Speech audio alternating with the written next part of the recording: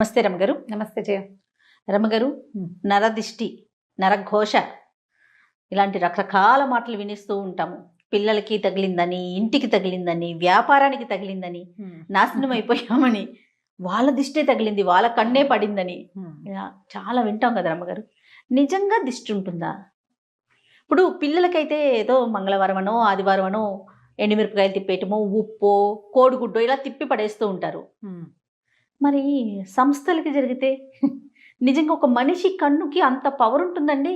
తాకట్టులో ఉన్న బంగారాన్ని విడిపించి ఆ రోజు ఆన్లైన్ రేటుకే మేము కొంటాం. Sharma gold company. ఉంటుందా అంటే ఉంటుంది. నరుడి కంటికి నల్లరాయి అయినా పగులుతుంది. ఇది ఒక సామెత.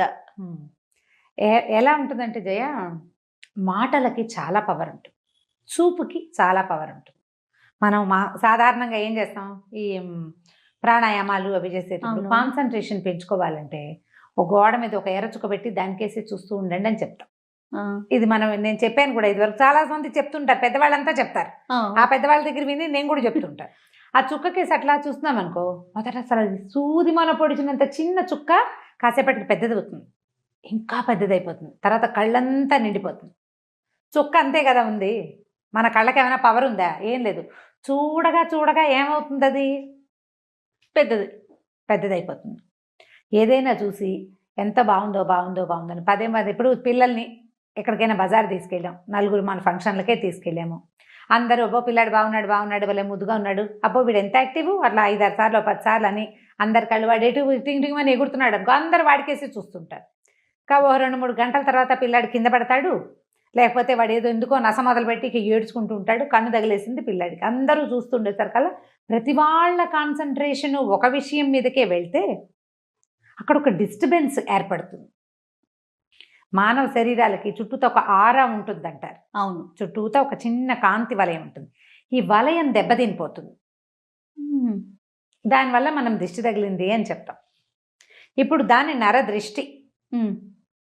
ఎంత బాగుందో, వాళ్ళ అబ్బాయి ఎంత బాగున్నాడో అంటే, అదేం పిల్లాడమ్మా అలా ఉన్నాడు అన్నా కూడా దిష్టి తగులుతుంది. పిల్లాడు బాగులేదన్నా బాగున్నాడన్నా దిష్టే, ఓగున్నాడన్నా దిష్టేనంటారు. ఓకే, ఏమి బాగుండలే పిల్లాడు, ఏం బాగుండలేదు పిల్లాడన్నా కూడా దిష్టే. పిల్లాడు బాగున్నా దిష్టే, బాగుండపోయినా దిష్టే. చూస్తూ ఉంటే జనం చూసిన కొందికి ఇబ్బంది వస్తుంది అనమాట. అయితే ఇప్పుడు సంస్థలు లేదా వ్యక్తుల గొప్పతనాలకి జనం ఏమిటి, ఇప్పుడు అమ్మో వీళ్ళు ఎంత సంపాదించేస్తున్నారో అని గాను, లేకపోతే ఎంత పేరు వచ్చేసిందో అని కానీ అందరూ దాని గురించే మాట్లాడి ప్రతి వాళ్ళు దాని మీదే దృష్టి కలిగి ఉంటే దాన్ని నరఘోష అంటారు. ఘోష. ఇప్పుడు నోటితోటి ఒక మాట అంటాం కదా జయ, వీళ్ళు ఎంత సంపాదిస్తున్నారో లేదా మంచి సంపాదన వచ్చింది అని అన్న లోపల ఒక మంట ఉంటుంది మనకి. ఒక్కొక్క వ్యక్తిని బట్టి, వాళ్ళ మనస్తత్వాన్ని బట్టి. వాళ్ళది పాజిటివ్గా చాలా కష్టపడ్డారు, ఇవాళ పైకి వచ్చారు, 10 రూపాయలు తెచ్చుకుంటున్నారు అన్న మాట పైకి అన్నా కూడా లోపల అది ఉంటుందో ఉండదో, ఇంటెన్షన్ వేరేగా ఉంటుంది. లోపల ఉడుకుతోంది అనుకో, బయటికి వచ్చిన ఈ మాటలలో ఒక రకమైన వైబ్రేషన్ రిలీజ్ అవుతుంది. అదే ఘోషగా పరిణమిస్తుంది.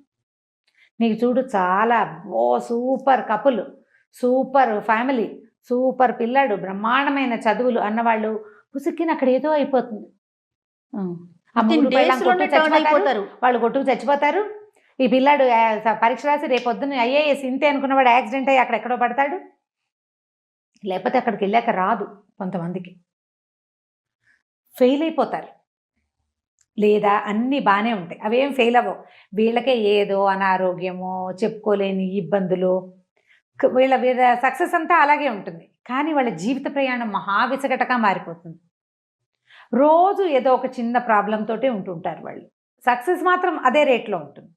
ఈ ఘోష సక్సెస్ని కొట్టలేదు, ఎందుకంటే వాళ్ళ సక్సెస్ జాతక లక్షణాలు గట్టివి, గ్రహాలు చాలా గట్టివి. అందుకని వీళ్ళకి చిన్న ఇబ్బందులు, రుగ్మతలు, శారీరక మానసికమైన రుగ్మతలు, సంసారంలో ఇబ్బందులు, స్నేహితులతో ఇబ్బందులు వచ్చేస్తాయి. మనం గమనిస్తూ ఉంటాం వాటిని కదా. అయితే వీటిని ఎట్లా చేసుకోవాలంటే పురాతన కాలం నుంచి వచ్చిన పద్ధతి అయితే ఉప్పుతో దిష్టి తీసుకోవటమే చెప్తారు. ఓకే, ఉప్పు నెగిటివ్ ఎనర్జీని తీసేస్తుంది. పిల్లలకి ఏం చేస్తాం, 2 గుప్పెలతో ఉప్పు పట్టుకుని ఇటు 3 సార్లు ఇటు 3 సార్లు తీస్తాం. 2 6 సార్లు తీసి ఈ ఉప్పుని నీటిలో పోస్తే ఉప్పు కరిగిపోతుంది, నెగిటివ్ ఎనర్జీని తీసేస్తుందని. ఈ తిప్పటం వల్ల మన చుట్టూతా బాడీ చుట్టూతా ఆరా ఉంది కదా, దాన్ని ఆరా పుల్ చేస్తాం, పుల్లింగ్ అవుతుంది అనమాట. అది ఆరా మళ్ళీ యథాప్రకారం లాగబడుతుందని మన పాతకాలపు పద్ధతి. ఇప్పటికీ కూడా ఈ నెగిటివ్ ఎనర్జీని పోగొట్టుకోవాలంటే ఎప్పుడూ ఉప్పు క్యారీ చేయాలని చెప్తారు.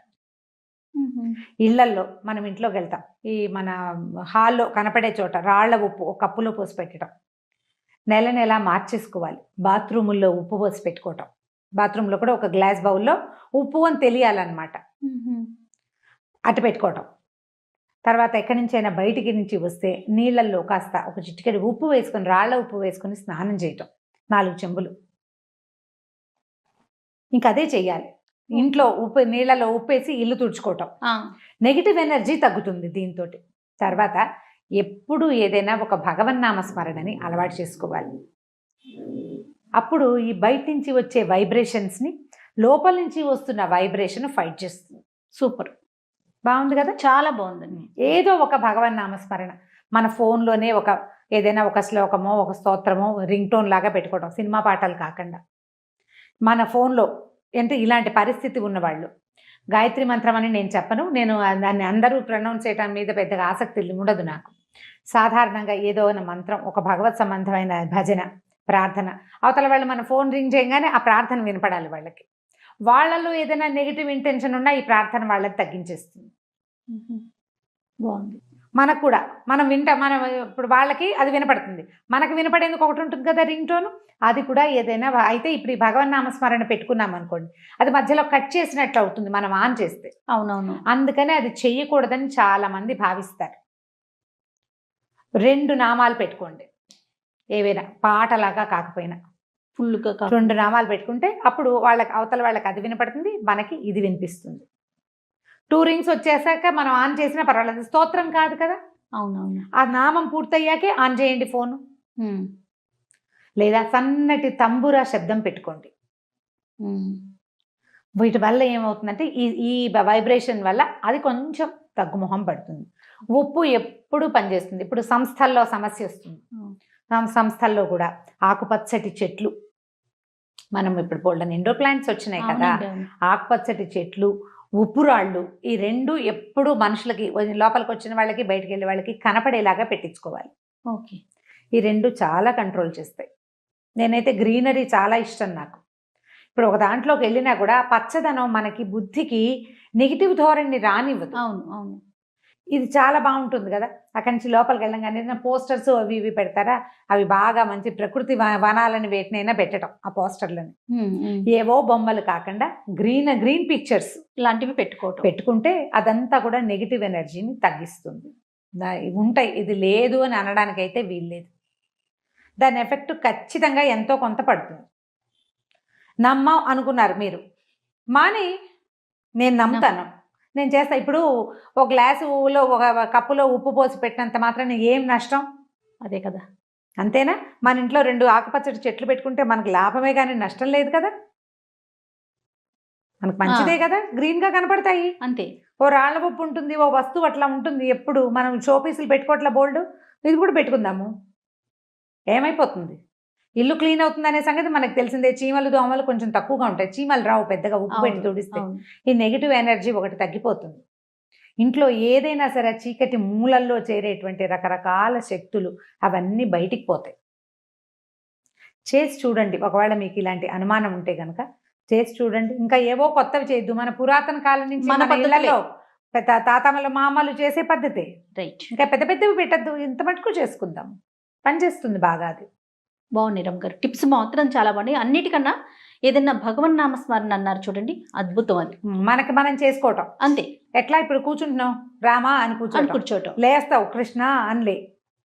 ఆ రాముడు కృష్ణుడు ఆ శబ్దాలలో నుంచి వచ్చేటువంటి వైబ్రేషన్ నిన్ను ఖచ్చితంగా కాపాడుతుంది. దేని నుంచైనా, అన్నిటి నుంచి కాపాడుతుంది.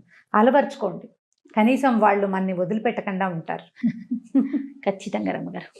నమస్తే.